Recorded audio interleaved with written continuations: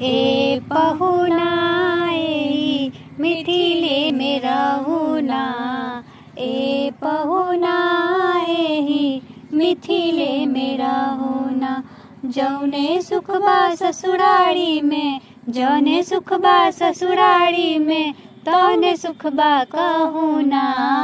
ए पहुना एही मिथिले में रहुना, ए पहुना एही मिथिले में रहुना।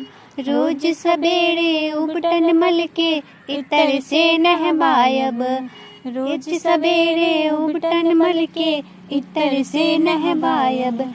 एक महीना के भीतर करिया से गोर बनायब। झूठ कहत ना बानी तनिको, झूठ कहत ना बानी तनिको, मौका एगो देहुना। ए पहुना एही मिथिले में रहुना, ए पहुना एही मिथिले में रहुना। जौने सुख बा ससुरारी में, जौने सुख बा ससुरारी में, तौने सुख बा कहुना। ए पहुना एही मिथिले में रहुना।